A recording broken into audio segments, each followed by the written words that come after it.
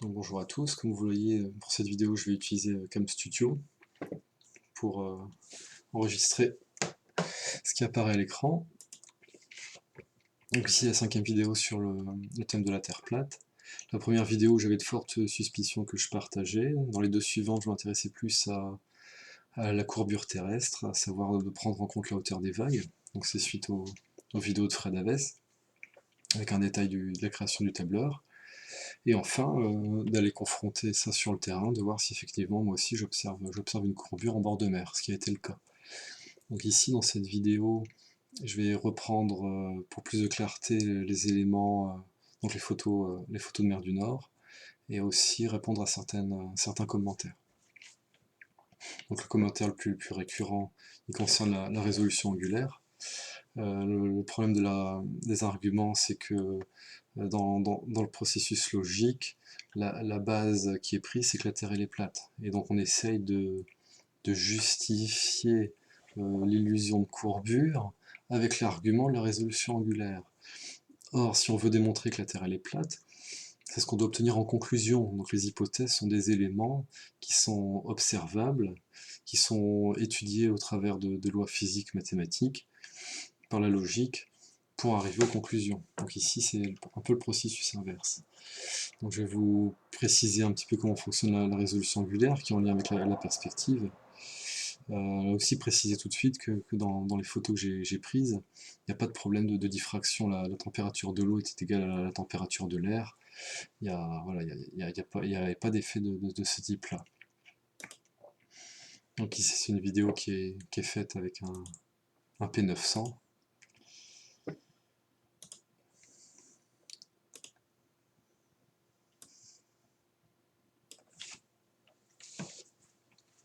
Donc ici, ce qui est observé avec le P900 ne peut pas être visible à l'œil nu. Donc la personne dézoome.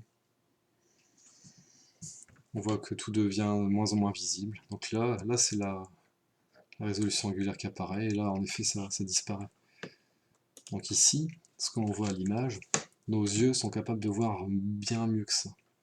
Ce qu'on voyait en premier lieu, nos yeux ne sont pas capables de voir ça. Donc ici l'effet de zoom, qui est utilisé avec le P900, permet de mettre en évidence cette fameuse résolution angulaire. Donc pour moi c'est absolument pas un argument recevable, parce qu'avec les ferries, donc là je vais vous montrer les images, bon voilà, les ferries sont parfaitement visibles. Le fait que le bas soit masqué, ça peut pas être en lien avec la résolution angulaire. Alors les images en question. Alors tout d'abord, celles qui sont prises en hauteur. Donc ici à gauche au Cap Griné, 40 mètres de hauteur. On voit que l'horizon, donc la limite, la hauteur de l'eau, elle va bien au-delà du bateau, c'est-à-dire qu'elle est même au-dessus de la ligne de flottaison.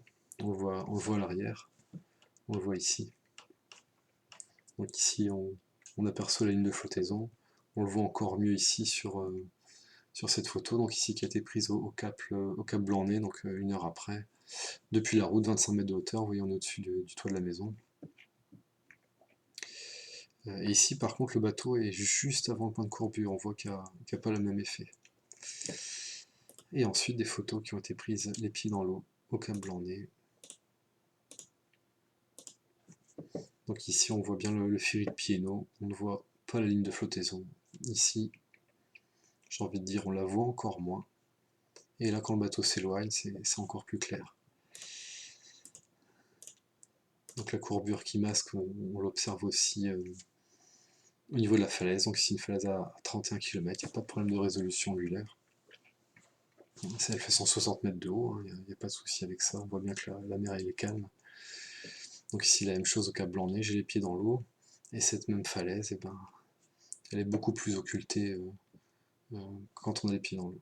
Alors pourquoi? Parce qu'en fait le point de courbure, quand on a les pieds dans l'eau, on va dire à 1,70 m, c'est 4,7 km. Et si on veut avoir cette valeur concernant 31 km, c'est beaucoup plus important, c'est entre 15 et 20 km pour arriver au point de courbure. Donc il y a également la question de la Willis Tower. donc la Willis Tower, qui est observée depuis Michigan City, une hauteur estimée de 10 mètres, vu que le lighthouse fait 15 mètres. La rambarde ici pour circuler qui fait environ 7 mètres de hauteur. Donc on est à 63. La hauteur estimée par rapport à la végétation qu'on voit ici, lampadaire, c'est que la personne elle doit quand même être une certaine distance du phare. Donc j'estime à 10 mètres de hauteur, distance estimée 64 km et demi. Le tableur ici en H1 en rouge, on a la hauteur de l'observateur. Ici en vert, la hauteur de l'objet observé.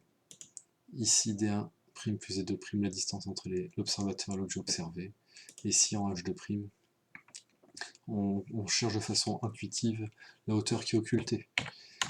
Donc si j'avais mis la valeur de 100, je n'arrivais pas à la hauteur, à la distance de 63,5 km. Donc en fait ici, ce tableur, en fait on donne la distance, on donne la hauteur occultée, il nous donne la distance. Et donc ici, si je mets 215 mètres d'occulté, on a la bonne distance, on a 63,5 km. Ce qui fait qu'il y a 312 mètres de visible sur la Willis Tower. Si on avait une vague ne serait-ce que de 2 mètres, au lieu de voir 312 mètres, ben, il y avait encore 12 mètres de plus occultés avec la vague de 2 mètres. Donc ici, ce qui n'est pas considéré comme étant le cas, on va voir de plus près la Willis Tower.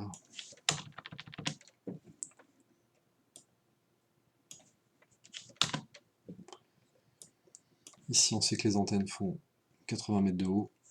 Donc ici, on a environ 4 fois la hauteur des antennes de visible, environ 320 mètres de visible, ce qui est cohérent par rapport à ce que le calcul de courbure nous donne.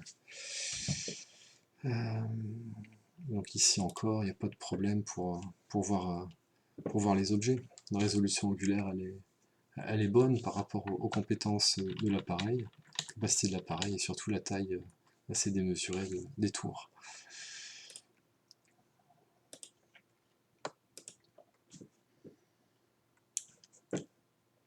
Donc il y a aussi la question de savoir est-ce que l'eau peut se courber ou pas. C'est récurrent dans les vidéos sur la Terre plate. Bah oui, l'eau peut se courber, on le voit bien avec les gouttes. Ça peut même faire des sphères. C'est en lien avec les liaisons hydrogènes entre les atomes d'hydrogène d'une molécule et l'atome d'oxygène d'une autre molécule.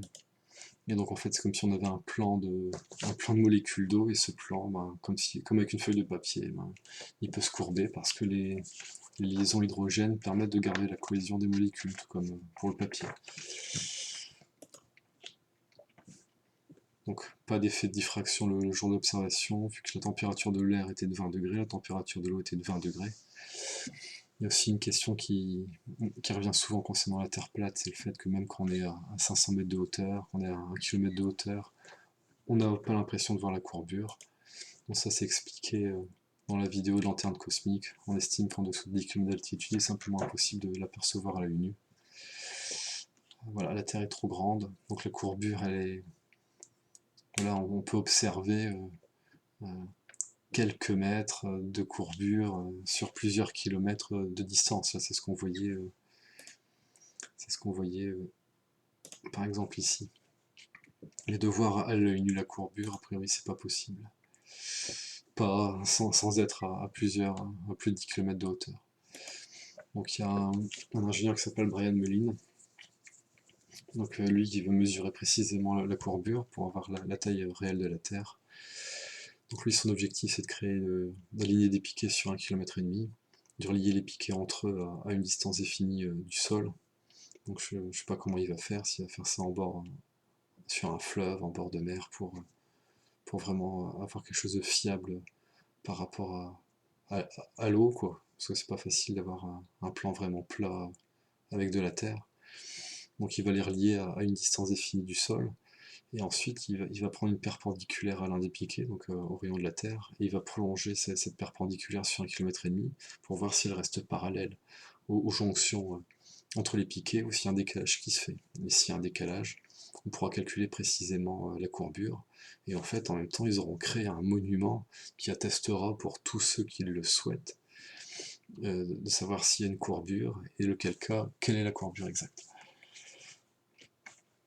Donc une dernière chose, c'est toujours par rapport aux cartes de Mercator, et donc ça n'a pas été le seul à faire ce témoignage-là, qui aurait eu vraiment une grande ouverture au pôle Nord, qui ferait, selon lui, 170 km de diamètre, dans lequel rentre l'eau des océans.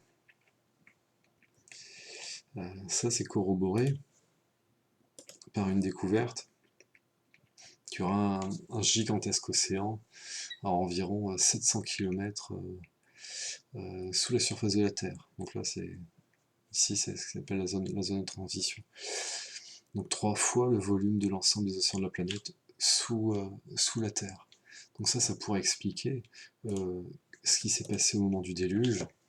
Donc la montée des eaux, donc ça c'est présent dans les textes partout sur la planète, tout le monde dit la même chose, il y a eu une montée des eaux de plusieurs centaines de mètres, peut-être même de plusieurs kilomètres, qui a tout englouti. Si à un endroit, si l'eau est recyclée à l'intérieur, qu'elle peut rentrer à un endroit, qu'elle ressort à un autre, si ça se bouche, et ben l'eau elle continue de monter, et elle est plus évacuée. Non, l'eau continue d'arriver, elle est plus évacuée. Donc ça en plus ça peut expliquer le déluge. Donc ici on parle d'une zone qui est interdite de survol. Certains disent même qu'il y aurait un gigantesque pylône, un gigantesque pylône noir, alors peut-être de la magnétite, qui expliquerait que les boussoles réagissent à quelque chose qui est au pôle Nord. Voilà, bon, ça, faudra aller sur place pour le savoir. Voilà, donc c'était également un élément qui me semblait intéressant à souligner. Donc je pense avoir tout vu. Donc je remercie les personnes qui commentent mes vidéos. Je vous invite à vous exprimer clairement, faire attention à l'orthographe, parce que parfois ça pique aux yeux. Si vous contestez, amenez des arguments concrets, c'est pas juste de dire je suis pas d'accord, de toute façon ce que tu fais c'est pas intéressant, mais non, faut vous alliez un peu plus loin. Et surtout, avant de poster des commentaires, de bien regarder les vidéos, parce que parfois il y a des remarques qui sont faites alors que les réponses sont dans les vidéos. Voilà, donc merci à tous et bonne continuation dans vos recherches.